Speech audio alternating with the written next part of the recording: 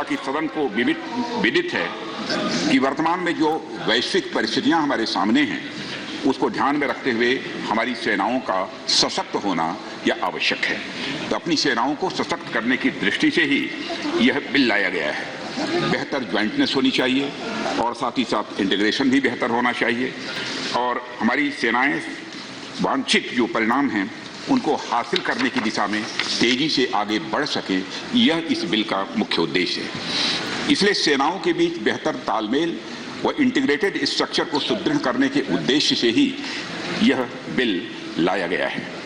लोकसभा द्वारा इस बिल को विचार करने के बाद पारित किया गया है और माननीय सभापति महोदय, जब भी कोई राष्ट्र प्रगति के पथ पर आगे बढ़ता है तो समय की मांग के अनुसार उसे अपने अंदर बहुत सारे बदलाव भी करने की जरूरत होती है। कानूनों के संबंध में भी मैं यह मानता हूं। और लगातार बड़ी कवरेज जारी है, लगातार हम आपको एक एक अपडेट दे रहे हैं। लोकसभा में अभी भी अविश्वास प्रस्ताव पर बहस चल रही है और टीएमसी के सांसद सौगत राय इस समय बोल रहे हैं। इससे पहले आपको बता दें, कांग्रेस से गौरव गोगोई और बीजेपी के सांसद निशिकांत ने तमाम तथ्यों को रखा।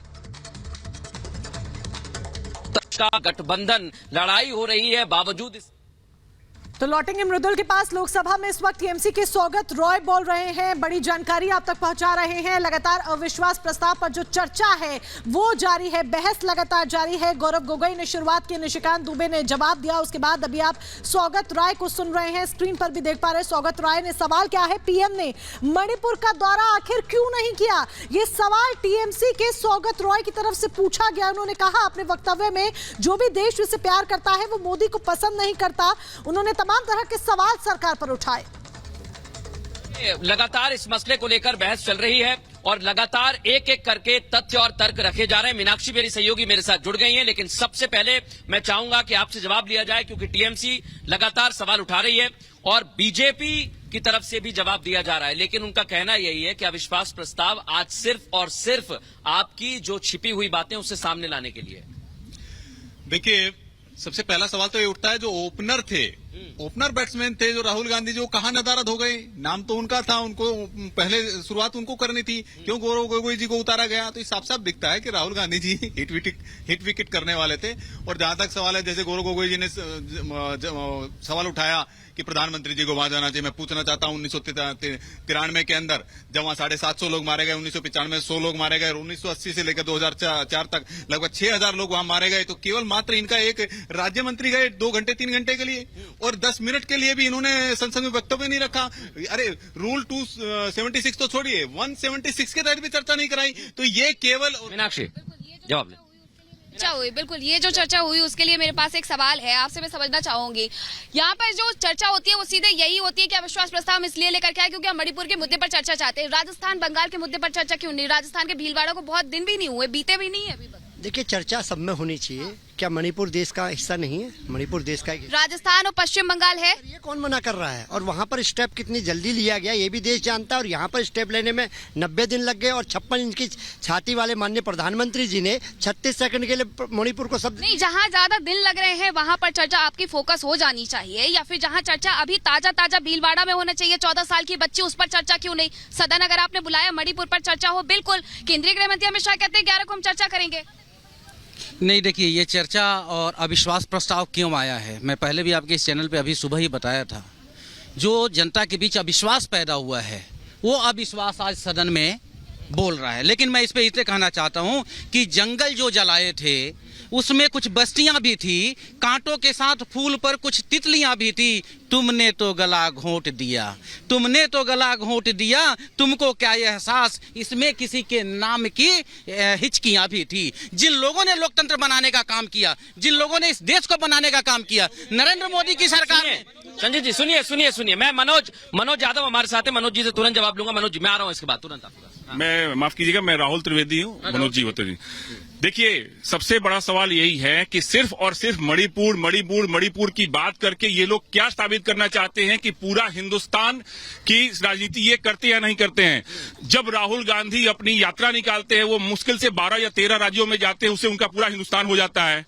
जब अगर देश में समस्या होती है, चाहे वो राजस्थान हो, झारखंड हो, छत्तीसगढ़ हो, दिल्ली हो, हर जगह पर जब समस्या होती है तो उसकी बात दरकिनार कर एक मणिपुर स्टेट को पकड़ कर रखते हैं। ये साबित क्या करना चाहते हैं? जिस तरह से डॉटेड इन्होंने इंडिया बनाई है, डॉटेड इंडिया, जिसमें हर जगह हर आई के बाद डॉट, IN के बाद डॉट, D के बाद डॉट, हर जगह डॉट है, वैसे ही विखंडित ये इंडिया को देखना चाहते हैं और वही इनकी भावना भी है। और वो भावना इनके इस तरह के अविश्वास प्रस्ताव में सिर्फ मणिपुर करके ये जो प्रदर्शित करना चाहते हैं वो भी सामने आता है। लेकिन एक और जवाब। हाँ मीनाक्षी, की चर्चा हो रही है, बिल्कुल बिल्कुल मृदुल, मैं भी यही समझना चाहती हूँ कि मणिपुर की ही चर्चा हो रही है। लेकिन प्रेम जी, एक बात बताइए कि जिस तरीके से मणिपुर की चर्चा हो रही है उस तरीके से और भी राज्यों की चर्चा होनी चाहिए। लेकिन अगर मणिपुर की चर्चा हो रही तो इसका मतलब ये है क्या कि बीजेपी का उस तरफ ध्यान नहीं है? केंद्रीय गृह मंत्री खुद भी तो गए थे वहां पर।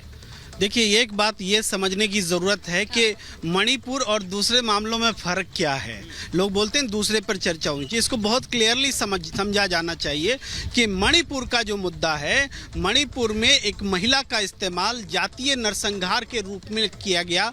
मणिपुर वो जगह है जहां हर 28 लोगों पर सेना खड़ी है। प्रधानमंत्री जी ने भी कहा, हमारे पैनलिस्टों ने भी कहा कि कानून व्यवस्था का मसला है। अगर कानून व्यवस्था का मसला होता तो पुलिस संभाल लेती, लेकिन ये कानून व्यवस्था का मसला नहीं। 355 लगा हुआ है किसी दूसरे। चर्चा तो 11 अगस्त को भी हो सकती है। और एक बात और, अभी जो पूरी कार्रवाई हुई है संसद के अंदर, सबसे पहले गौरव गोगोई ने मुद्दा उठाया और उस पर हम सुन रहे हैं चर्चा, लेकिन जवाब दिया अंदर सदन के निशिकांत दुबे ने और कहा कि मणिपुर को कांग्रेस समझती नहीं है। सुनवाते हैं जरा क्या कुछ हुआ।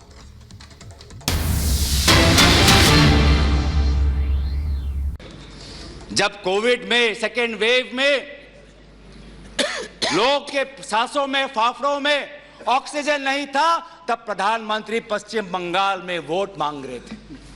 जब मणिपुर में महिलाओं पर अत्याचार हो रहा था तो प्रधानमंत्री जी कर्नाटक में वोट मांग रहे थे। ये कैसा राष्ट्रवाद है? ये कैसा राष्ट्रवाद है जो देश से ऊपर अपने सत्ता को ज्यादा महत्व देता है? इस देश के इतिहास में हमने दूसरे प्रधानमंत्री भी देखे हैं। आज जो ये अविश्वास प्रस्ताव है सर, अविश्वास प्रस्ताव एक गरीब के बेटे के खिलाफ है।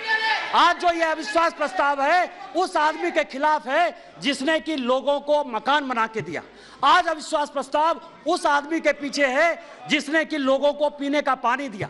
आज अविश्वास प्रस्ताव उस व्यक्ति के खिलाफ है जिसने शौचालय दिया। आज अविश्वास प्रस्ताव उस आदमी के खिलाफ है जिसने सबों के घर में उजाला लाने की कोशिश की, गरीब के खिलाफ है। और जितने बहस होंगे सर, वो माननीय प्रधानमंत्री जी की नीतियों का चीरहरण करेंगे, जैसे द्रौपदी का चीरहरण हुआ है।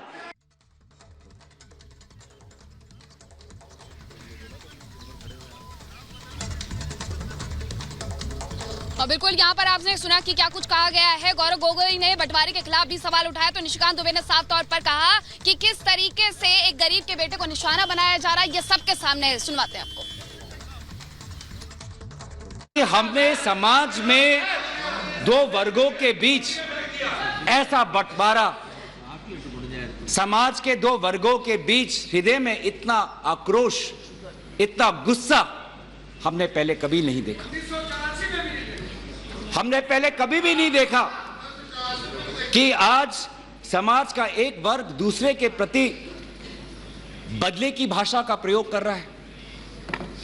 हमने कभी भी नहीं देखा कि एक प्रदेश में एक ऐसी लकीर खींच दी गई है कि पहाड़ पे एक वर्ग के लोग रहते हैं और वैली में एक वर्ग के लोग रहते हैं।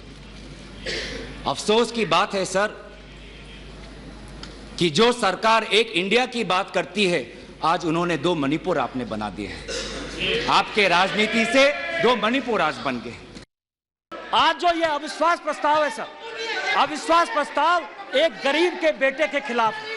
आज जो ये अविश्वास प्रस्ताव है उस आदमी के खिलाफ है जिसने कि लोगों को मकान बना के दिया। आज अविश्वास प्रस्ताव उस आदमी के पीछे है जिसने कि लोगों को पीने का पानी दिया। आज अविश्वास प्रस्ताव उस व्यक्ति के खिलाफ है जिसने शौचालय दिया। आज अविश्वास प्रस्ताव उस आदमी के खिलाफ है जिसने सबों के घर में उजाला लाने की कोशिश की, गरीब के खिलाफ है। और जितने बहस होंगे सर, वो माननीय प्रधानमंत्री जी की नीतियों का चीरहरण करेंगे, जैसे द्रौपदी का चीरहरण हुआ है। तो देखिए, एक के बाद एक हमले बोले जा रहे हैं। गरीब और शोषितों की बात की तो उदाहरण दिया निशिकांत दुबे ने, और मैं जवाब चाहूंगा इस पर। मीनाक्षी, आप लीजिए, हमारे साथ समाजवादी पार्टी के प्रवक्ता हैं प्रोफेसर साहब। गरीब और शोषितों की बात भी उन्होंने की और बताया कि किस तरह से काम किया गया। बिल्कुल, गरीब और शोषितों की यहाँ पर बात होती है, लेकिन जब आपको पता है कि आपका नंबर कितना है, उसके बाद भी आप लोग अविश्वास प्रस्ताव लेके आए। कहीं 2024 के पहले ये तो नहीं देखना चाहते हैं कि इंडिया के पास आखिरकार कितने लोग हैं, कितने सांसद हैं और कितने लोग रहने वाले हैं? देखिए, सबसे बड़ा विषय क्या है, आज का जो विषय है वो संख्या बल का नहीं है। विषय है देश के जो ज्वलंत मुद्दे उनसे कौन लड़ रहा है, और निश्चित तौर पे इंडिया लड़ने का काम कर रहा है। ये बेटी बचाओ बेटी पढ़ाओ का स्वांग लेकर जो आए थे, ये भारतीय जनता पार्टी का चेहरा बेनकाब हुआ है, मणिपुर में हुआ है, उत्तर प्रदेश में हुआ है। उत्तर प्रदेश में लेकिन इसे एजेंडा क्यों ना समझा जाए कि जहां आपको पता है राज्यसभा में टेस्ट हुआ, राज्यसभा में मृदुल टेस्ट हुआ 102। मैं लौट रहा हूं, संजय जी जवाब लेंगे, लेकिन इस समय सुप्रिया सुले बोल रही हैं। सुप्रिया सुले क्या कुछ कह रही है, सुन बातें दर्शकों।